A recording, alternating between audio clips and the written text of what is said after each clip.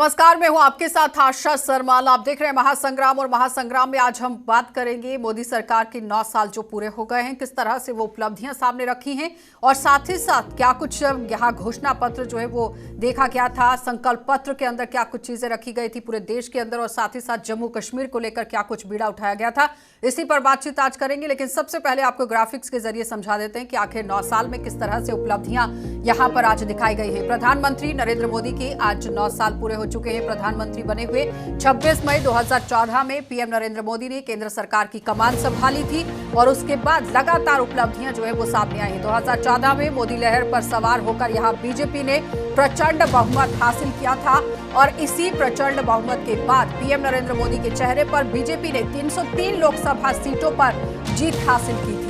और साथ ही समझिए कि यहाँ इन सालों में ही ये जो 9 साल हुए हैं, इसमें भारत दुनिया की 5वीं सबसे बड़ी अर्थव्यवस्था बन गया और लगातार अर्थव्यवस्था के बाद मोदी सरकार के 9 सालों में यहाँ पर क्या कुछ बदलाव हुआ है, बदलने की क्या कुछ कोशिश हुई, वो जरा देखिए। क्योंकि 9 सालों में जनता तक पहुंची हैं ये 9 बड़ी योजनाएं और कितना लाभ हुआ, इस पर चर्चा करेंगे। लेकिन सबसे पहले समझ लीजिए, स्वच्छ भारत अभियान के तहत गाँव और शहरों में 12 करोड़ शौचालय बनाए गए। इस तरह से बड़ा दावा सामने रखा गया। मोदी सरकार की जन धन योजना के तहत देश भर में 48.93 करोड़ लोगों ने अपने बैंक खाते यहाँ पर खुलवाए हैं और साथ ही साथ मुद्रा योजना में लोगों को बिना गारंटी के सस्ता ऋण यहाँ पर दिया गया है। ये सस्ता ऋण की बात हो रही है और इस योजना के तहत अब तक 40.82 करोड़ लोगों को 23.2 लाख करोड़ का कर्ज दिया गया है। तो लोगों को राहत यहाँ पर दी गई और पीएम आवास योजना के तहत लाभार्थियों के लिए 3.45 करोड़ घर बनाए गए। मोदी सरकार की उज्ज्वला योजना के अंतर्गत यहाँ पर किस तरह से काम किया गया और जन धन योजना के तहत भी काम हुआ। जन आरोग्य योजना के तहत 4.44 करोड़ रुपए आप देखिए किस तरह से रखे गए। मोदी सरकार की किसान सम्मान निधि योजना के तहत देश भर के 12 करोड़ किसानों को हर साल 6,000 रुपए की सहायता राशि यहां पर दी गई और उसके साथ साथ समझिए कि मोदी सरकार की हर घर जल योजना के तहत अब तक 11.66 करोड़ परिवारों को पीने का साफ पानी मुहैया करवाया गया। और अभी तक आप देखिए लोगों को किस तरह से परेशानी के दौर से तो गुजरना ही पड़ रहा था, लेकिन वही कोरोना महामारी के दौरान शुरू हुए कोविड टीकाकरण में अब तक 220.67 करोड़ वैक्सीन की डोज लगाई जा चुकी है। और इतने लोगों को आप देखिए अगर फायदा हुआ है तो 2016 में किस तरह से बड़ा फैसला सामने रखा गया और कौन कौन से फैसले देखे गए वो जरा समझिए। 16 में नोटबंदी का बड़ा फैसला सामने आया। 17 में देश की अर्थव्यवस्था को तेज गति के लिए जीएसटी लागू करने का एक बड़ा फैसला यहां पर लिया गया और उसके बाद 2018 में मोदी सरकार ने पात्र लाभार्थियों के लिए आयुष्मान भारत योजना की शुरुआत कर दी और सीधे तौर पर इसका फायदा आम जनता को। 2019 में मोदी सरकार ने जम्मू कश्मीर से आर्टिकल 370 को हटाने का फैसला जो है वो ले लिया, 35 को हटा दिया गया। और राम मंदिर को लेकर सुप्रीम कोर्ट के फैसले के बाद 2020 में मोदी सरकार ने राम मंदिर निर्माण के लिए ट्रस्ट का गठन कर दिया और आपने देखा कि किस तरह से राम मंदिर बनकर सामने आ गया। तो मोदी सरकार के जो 10 इरादे रहे हैं वो क्या कुछ रहे हैं वो जरा समझ लीजिए और इन इरादों पर कितना काम हुआ। मिनिमम गवर्नमेंट मैक्सिमम गवर्नेंस, ये इस पर काम करने की कोशिश और बीच में ही भ्रष्टाचार के खिलाफ जंग लगातार जारी, इस तरह से एक बड़ा दावा और साथ ही साथ काले धन की वापसी, जो कि बड़े अक्षरों में और साफ तौर पर यह कहा गया था कि वापसी यहां पर काले धन की होगी। महंगाई से मुकाबला जो है वो करने की कोशिश, लेकिन कितना हुआ ये बात की बात। इंफ्रास्ट्रक्चर क्षेत्र में जान फूंकने का यहाँ पर वादा कि इंफ्रास्ट्रक्चर को बढ़ाया जाएगा और साथ ही साथ घुसपैठ रोकने की भी लगातार कोशिश की गई, जिसमें आपने देखा कि जम्मू और कश्मीर में हालात किस तरह से सामान्य हुए। भूमि अधिग्रहण कानून लाने की बात हुई और इस पर भी कहीं ना कहीं काम जो है वो मोदी सरकार करती नजर आई। राष्ट्रीय शिक्षा नीति को लेकर काम किया गया। एजुकेशन सेक्टर के अंदर नई पहल यहाँ पर देखी गई। राष्ट्रीय खेल प्रतिभा खोज प्रणाली जो है वो देखी गई, इस पर भी किस तरह से काम। लेकिन जन वितरण प्रणाली में कई तरह के सुधार देखे गए और अब इन सुधारों को लेकर किस तरह से काम किया गया। बीजेपी ने जम्मू कश्मीर को लेकर क्या कुछ यहाँ पर संकल्प पत्र में लिखा था, क्योंकि अभी तक आप देश की योजनाएं परियोजनाएं देख रहे थे, अब जम्मू कश्मीर में क्या कुछ था। भारतीय जनता पार्टी ने 2019 के लोकसभा चुनाव के लिए कुल 48 पेज का जो संकल्प पत्र है वो जारी किया था और इस 48 पेज के संकल्प पत्र में इसमें पेज नंबर 14 पर जम्मू कश्मीर धारा 370 कॉलम में यहाँ पर 35A के मसले पर बीजेपी ने स्पष्ट लिखा था कि इसे हटाया जाएगा और वो काम किया गया। हम कश्मीरी पंडितों की सुरक्षित वापसी सुनिश्चित करने के लिए सभी प्रयास करेंगे। इसी पर भी चर्चा आज होगी और पश्चिमी पाकिस्तान पीओके और छंब से आए हुए शरणार्थियों के पुनर्वास के लिए वित्तीय सहायता प्रदान करेंगे। इस तरह से बड़ी बातें जो है वो संकल्प पत्र में सामने रखी गई थी। एक तरफ उपलब्धियां गिनवाई गई, लेकिन दूसरी तरफ केंद्र शासित प्रदेश के अंदर कितना काम हुआ और जो बातें रखी गई थी संकल्प पत्र में कितनों पर अमल किया गया है। चलिए पैनल की ओर बढ़ जाते हैं। इस वक्त आम आदमी पार्टी से नम्रता शर्मा हमारे साथ हैं, बहुत बहुत स्वागत जुड़ने के लिए। परमवीर हमारे साथ तो इस वक्त नहीं जुड़ पाए हैं, लेकिन उनके साथ ही हमारे साथ आप देखिए वीरेंद्र सिंह है पीडीपी पार्टी से, आपका भी बहुत बहुत स्वागत जुड़ने के लिए। और रकीक अहमद खान है अपनी पार्टी से और बीजेपी से राजेंद्र गुप्ता है, आप दोनों का बहुत बहुत स्वागत जुड़ने के लिए। तो फिलहाल इस वक्त हम शुरुआत करेंगे कि प्रधानमंत्री नरेंद्र मोदी को लेकर जिस तरह से बात हो रही है कि मोदी सरकार के 9 साल पूरे हो चुके हैं, कई तरह की उपलब्धियां गिनाई गई हैं, लेकिन सबसे पहले विपक्ष के पास ही आएंगे। नम्रता जी, आपसे शुरुआत करेंगे। बड़ी उपलब्धियां गिनवाई गई, संकल्प पत्र जो जम्मू कश्मीर के लिए था वो भी आपके सामने रखा गया, किस तरह से विपक्ष से देख रहा है? भारतीय जनता पार्टी ने पिछले 9 सालों के अंदर जो उपलब्धियां की उनमें सबसे बड़ी उपलब्धि थी कि आज जम्मू कश्मीर पूरे भारतवर्ष में जिस तरह से आज तेल पेट्रोल की कीमतों को, गैस की कीमतों को आग लगी, वो आग लगाने का काम भारतीय जनता पार्टी ने किया।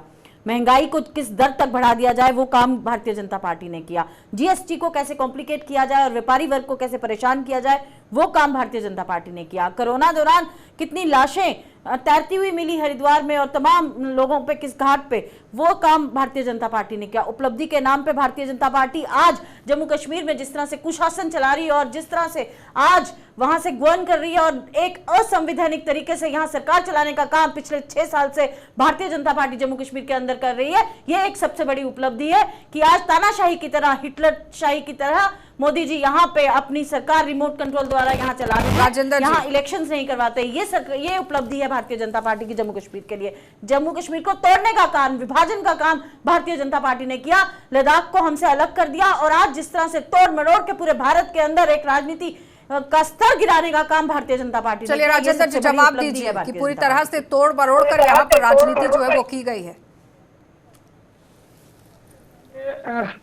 मैं भारतीय जनता पार्टी के सरकार के 9 साल पूरे होने पर सब भारतवासियों को हार्दिक शुभकामनाएं, हार्दिक अभिनंदन दूंगा। श्री नरेंद्र भाई मोदी जी ने 26 तारीख को 2014 मई 26 को ओथ ली थी, उस हिसाब से आज हो जाते हैं। दूसरा टर्म जो है हमारा 30 मई को शुरू हुआ था। हम मान के चले कि हमारे 9 साल कंप्लीट हो गए हैं।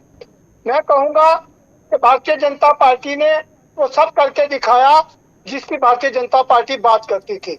भारतीय जनता पार्टी का मानना यह है कि राजनीति में रहने का मतलब ही ये है, राजनीति में रहने का मतलब ये है। हेलो राजेंद्र जी, मैं सुन रही हूँ आपको, अपनी बात रखें। मगर मेरी स्क्रीन चली गई, मुझे आवाज आ रही है। कोई बात। सबसे पहले भारतीय जनता पार्टी का मानना था कि जो पंक्ति में लास्ट व्यक्ति खड़ा है उसके बारे में कैसा सोचा जाए, उसके जीवन स्तर को जो है वो कैसे अपलिफ्ट किया जाए। मैं कहूंगा कि उन बातों की तरफ ध्यान दिया गया। प्रधानमंत्री जी ने लाल किले से जब शौचालय की बात करी, जब एक टॉयलेट की बात करी, तो बड़ी हैरानी वाली बात थी कि 15 अगस्त को प्रधानमंत्री बड़ी बड़ी बातें करते हैं, हम गरीबी मिटा देंगे, हम ये करेंगे, हम वो करेंगे, मगर किया किसी ने कुछ नहीं।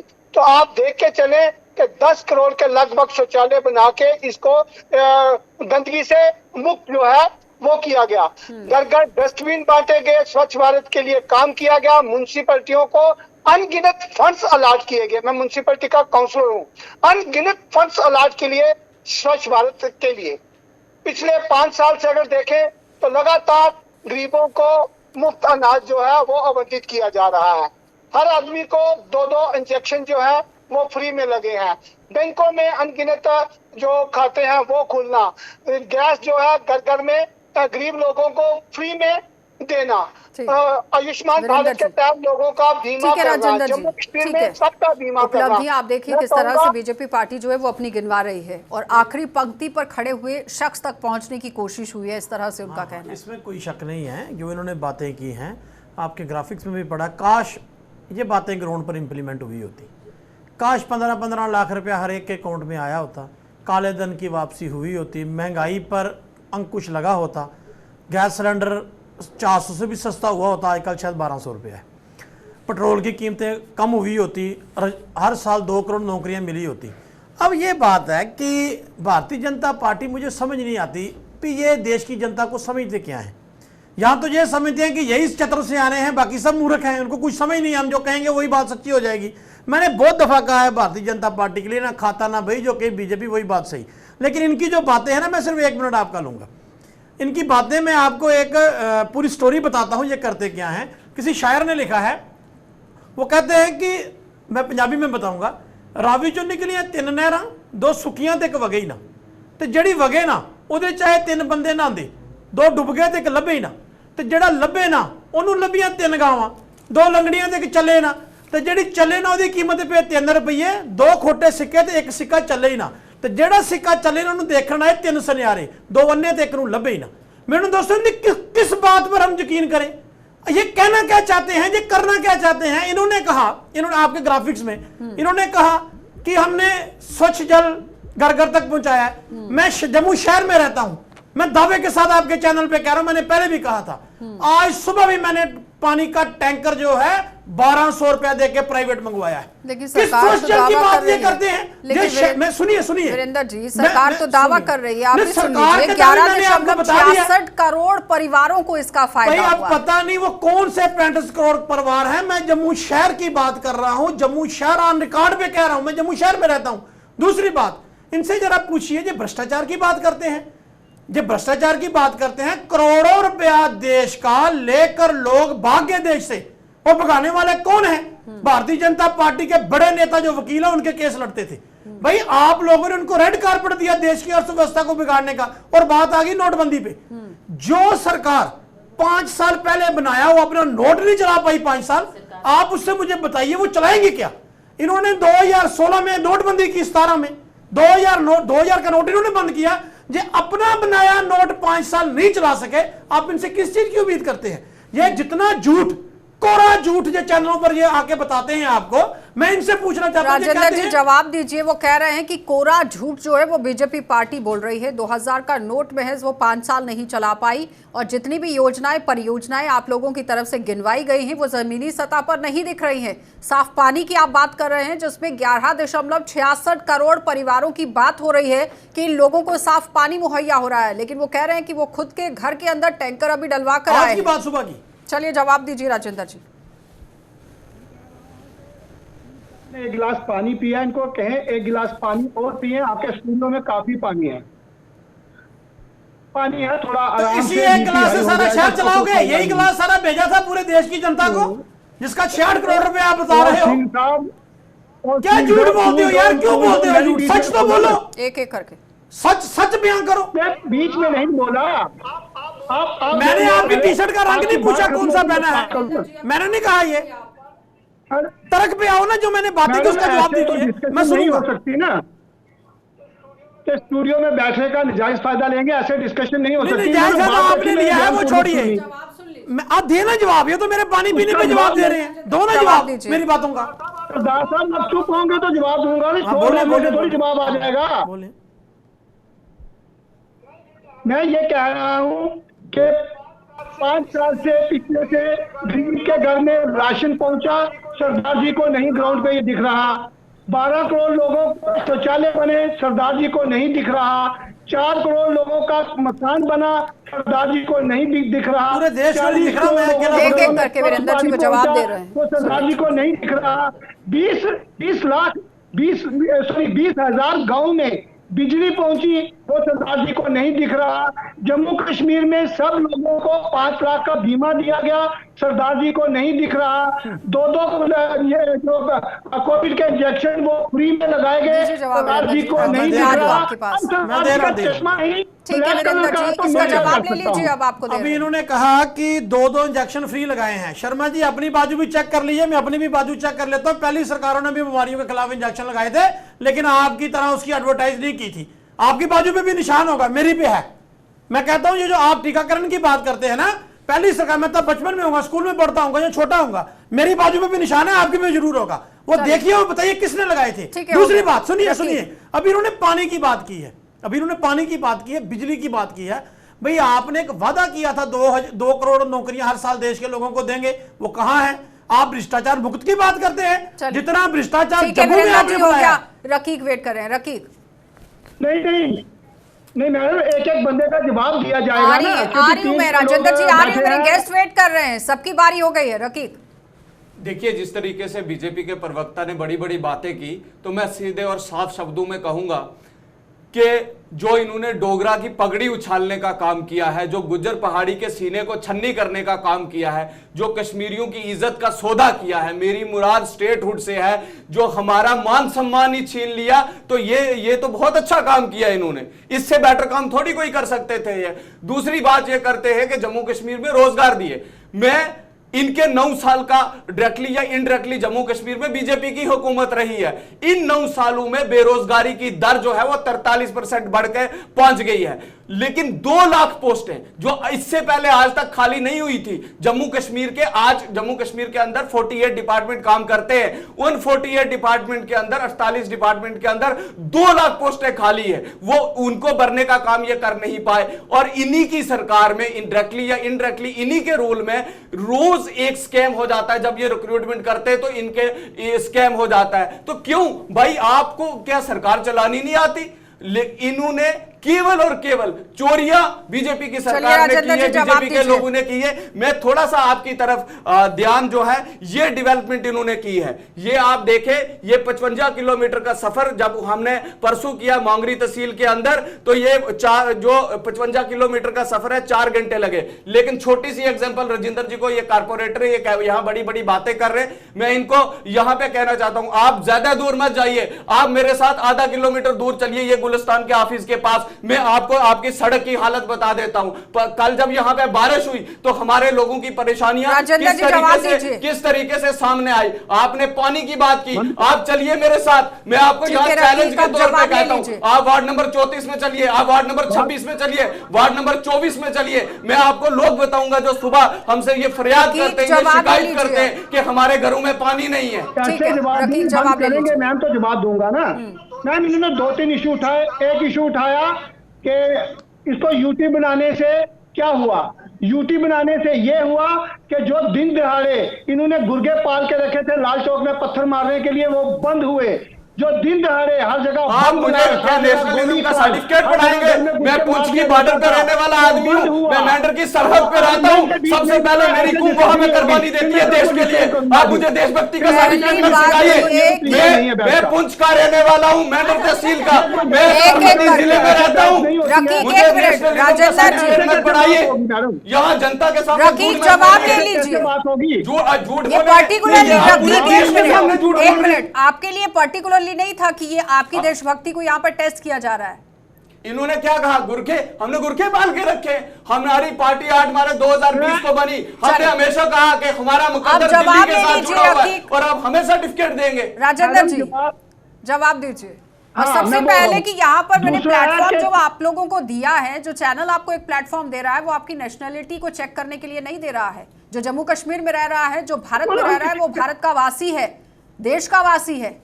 और इस तरह से सवाल तो नहीं होना चाहिए एक दूसरे पर। और इस मुद्दे को खत्म करके आगे बढ़ें, आप डिबेट को आगे बढ़ाएं, क्योंकि डिरेल मत करें किसी भी मुद्दे को लेकर। और पर्टिकुलरली इंडिविजुअली अपने पर आप इन सभी बातों को डालें। यूटी बनने के बाद जो मिलिटेंसी थी वो खत्म हुई। यूटी बनने के बाद आज वो माहौल है कि राजीव गांधी जी, राहुल गांधी जी पैदल चल के लाल चौक पे झंडा फहराते हैं। 1990 में नरेंद्र भाई मोदी जी और मुरली मनोहर जोशी जी को जाने तक की इजाजत दी। 4 लोगों को हेलीकॉप्टर में उठा के वहां जाके तिरंगा झंडा लहराया गया था। आज G20 की बैठक जो है G20 की बैठक कश्मीर में अच्छे माहौल में संपन्न हुई है।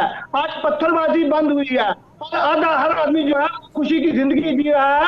हर घर में पानी, हर घर में बिजली जो है आप जवाब दीजिए, क्योंकि आपने गुरुओं की बात को लेकर काफी तरीके से हंगामा क्रिएट कर दिया। देखिए, अब आपको समझ में आया है कि किस बात को लेकर वो बात कर रहे थे। वो पर्टिकुलरली किसी को हिट करने की कोशिश नहीं थी, वो आतंकवाद के खिलाफ बात कर रहे थे कि जो आतंकवादी या फिर आतंकवाद को पनाह देने वाले जो लोग थे, शरारती तत्व थे, उन्हें लेकर बात कर रहे थे। रकीक, देखिए, इनकी बात का मैं जवाब दे रहा हूं। इन्होंने बहुत अच्छा काम किया है। इन्होंने रजौरी पुंछ में गुर्जर और पहाड़ी को लड़ाने का काम किया है और देश का दुश्मन हमारी सरहद में घुसता है और हमारे 5 जवान शहीद हो जाते हैं। मैं उन जवानों को सल्यूट पेश करता हूं जिन्होंने शहादत दी है। इन्होंने इतना अच्छा काम किया है ना, ये बहुत अच्छा काम किया है इन्होंने। जहां मिलिटेंसी खत्म हो चुकी थी वहां पे मिलिटेंसी को दोबारा पैदा करने का काम इन्होंने जवाब दीजिए राजेंद्र जी। जहां पर आतंकवाद खत्म हो चुका था, एक बार फिर से पनप रहा है वहां पर। मैं जवाब दूंगा। मैं रजौरी पुंछ का रहने वाला हूं। मैं रजौरी पुंछ का रहने वाला हूं। पिछले 40 साल से पहाड़ी जो है वो दर बदर भटक रहा है। उसको अगर बीजेपी ने इंसाफ देने की कोशिश उससे बात की कि तो आपको इंसाफ दिया जाएगा। इसमें लड़ाई खत्म करने वाली बात है। ये चाहते हैं कि पहाड़ी और गुर्जर की लड़ाई लगी रहे और इनको वोट मिलते रहे। नंबर 1। नंबर 2, मैं कहूंगा जो 5 जवान मारे गए हैं, जो शहीद हुए हैं, उसका पूरे देश को दुख है। हर एक नम्रता आदमी मारा जाएगा, उसकी मौत का जो हिसाब है वो लिया जाएगा। राजेंद्र जी, आज मिलकर मारेगा मोदी कल जो है उसको कब्र तक राजेंद्र जी सुन लीजिए। आपको सब हरा नजर आता है।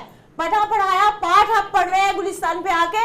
इस तरह से राजेंद्र जी, अगर आंकड़े आपने जम्मू कश्मीर के देखे होते, जिस तरह से जम्मू प्रोविंस के अंदर आपने मिलिटेंसी को बढ़ाया, जिस तरह से आज रजौरी के अंदर आप माइनॉरिटीज को वहां सेफ गार्ड नहीं कर सकते और माइनॉरिटीज की हत्या आज जम्मू कश्मीर में रजौरी के अंदर होती है और आप कहते हैं आपने पूरे जम्मू कश्मीर में मिलिटेंसी को खत्म किया, फिर आप इलेक्शंस क्यों नहीं करवाते? अगर यहाँ पे आपने मिलिटेंसी को खत्म किया है तो आज चुनाव यहाँ क्यों नहीं करवाते हैं आप? क्यों आज आप प्रॉक्सी सरकार चला रहे हैं दिल्ली द्वारा? यहाँ पे आप लोग सिर्फ झूठ बेचते हैं और आज देश की जनता गुमराह होने वाली नहीं है। राजेंद्र जी, चलिए जवाब दीजिए राजेंद्र जी। प्रॉक्सी गवर्नमेंट आप लोग चला रहे हैं और इलेक्शन क्यों नहीं करवा रहे हैं अगर सब सही है तो?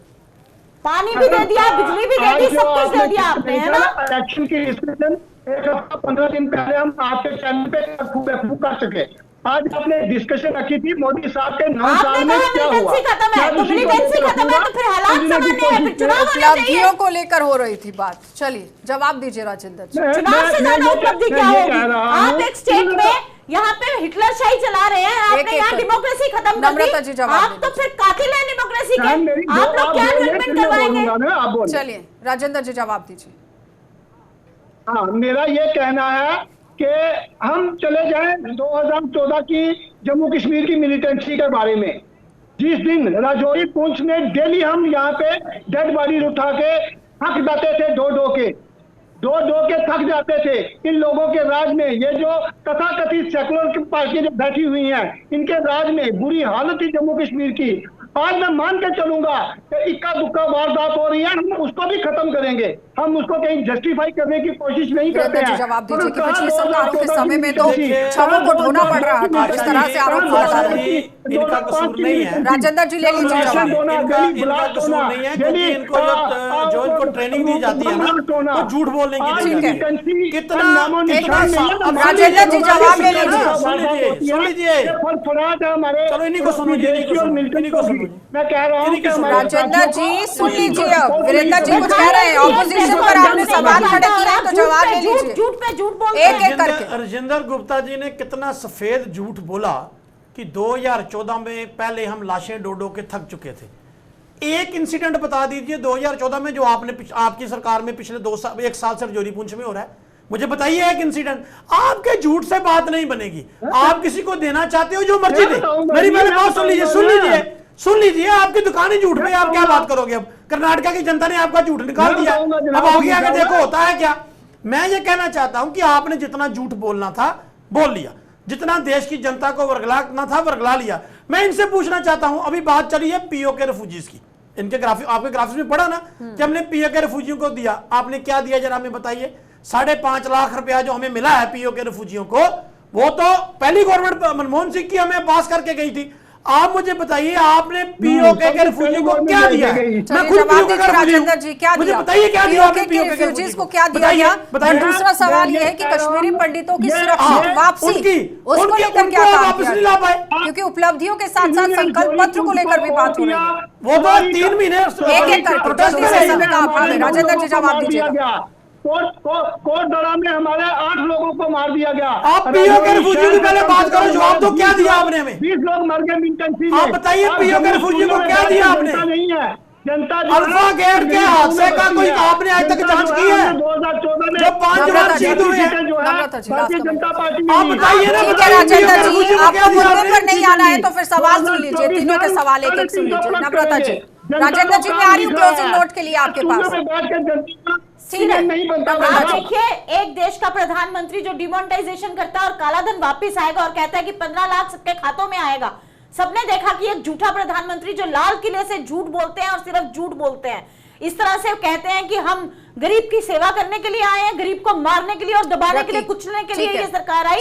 जिस तरह से 450 के सिलेंडर को 1250 किया, ये इसी सरकार की देन है। उस पर टिप्पणी नहीं करते आप, जो चिल्ला चिल्ला के गरीबों की आप लोग नुमाइंदगी करते थे। बेरोजगारी मैं क्लोजिंग नोट के लिए आपके पास आ रही हूँ, 1 मिनट वेट कीजिएगा। जिस तरह से अपना सवाल आपने माफिया को लाया, हो गया नम्रता जी, ठीक है। आप जिस तरह से माफिया राज आपने बढ़ा दिया राजेंद्र जी, आप जवाब देने के काबिल नहीं है। मुझे आवाज बंद करनी पड़ेगी। मैं राजेंद्र जी की बात का जवाब दूं। आ रही हूँ मैं राजेंद्र जी, सुन लीजिए, पहले सवाल सुन लीजिए तीनों के। मैं राजेंद्र जी की बात का ही जवाब देना चाहता हूं कि मैंने गुज्जर पहाड़ी की बात की थी और उसमें जो बात कही थी वो इन्होंने सुनी और आपके सारे व्यूवर्स ने भी सुनी। मैं खुद पहाड़ी कम्युनिटी से बिलोंग करता हूं। मैंने ये कहा है कि इन दो कौमों को इन्होंने लड़ाने का काम किया और उस लड़ाने की आड़ में देश का दुश्मन हमारे अंदर सरहद के अंदर घुस गया और जिसने हमारे जवानों की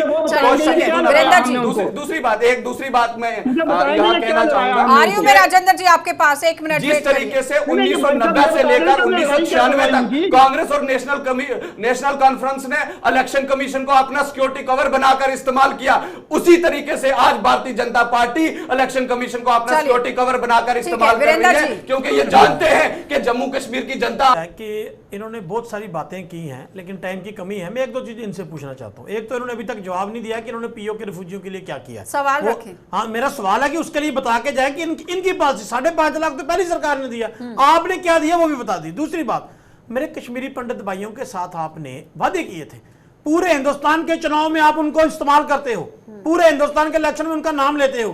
भाई आपके राज में पहली सरकारों ने तो उनको रोजगार दिया था कश्मीर में, आपने उनकी तनख्वाहें बंद की, वो 6 महीने यहाँ रहे, आज टारगेट किलिंग हो रही है।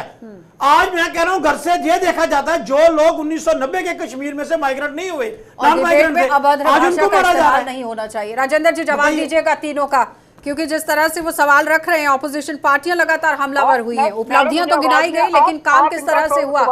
प्लीज नम्रता जी, आज आप कश्मीरी पंडितों के नाम पे आप पूरे देश में चुनाव लड़ते हैं राजेंद्र गुप्ता जी। चुनाव क्यों नहीं करवाए जा रहे हैं? आज भी आपने क्या किया? आपने कश्मीरी पंडित के लिए, आप ये बताइए, जवाब दीजिए इसका। कश्मीरी पंडितों के लिए क्या कुछ किया गया? उनके घर वापसी के लिए आपने क्या किया? लोग हैं पीओके के, उल्टा टारगेट क्या किया? तुम लोगों को मरवाने का काम आपने किया। और रकीब का सवाल यह है कि पहाड़ी और गुजरों को लड़ाने की कोशिश हुई जिसका फायदा यहाँ पर दुश्मन ने उठाया है। मैं ये कह रहा हूँ, यहाँ तक है गुज्जर पहाड़ियों की बात। मैडम 1990 में गुज्जर और पहाड़ियों की 2 फाइलें जो है वो गवर्नमेंट ऑफ इंडिया को सबमिट की गई। एक ही जैसी 2 फाइलें के दोनों को रिजर्वेशन एसटी मिलना चाहिए। तो हमारे गुज्जर भाइयों को उसमें रिजर्वेशन मिल गई, पहाड़ियों को कोई उसमें दिक्कत नहीं, कोई परेशानी नहीं। 1990 में भारतीय जनता पार्टी की सरकार नहीं वो थी। कह रहे हैं कि गुज्जर और पहाड़ियों को लड़ाकर दुश्मन ने वहां पर फायदा उठाया है। मुझे बताया नहीं उन्होंने क्या लड़ाई कराई, मैं बता रहा हूँ, हमने लड़ाई खत्म की। सुने ना, मैं बता रहा हूं। जवाब आ गया। उसके बाद पीओके के जो मैं रिफ्यूजीज थे उनके लिए क्या कदम उठाए गए? उनकी आर्थिक सहायता किस तरह से की गई और कश्मीरी पंडितों की वापसी को लेकर एक बड़ा स्टेप उठाया गया था, उसमें क्या? 1990 से लेके 2014 तक पहाड़ियों के किसी ने सुध नहीं ली, पहाड़ियों पे किसी ने। आज हमारे जो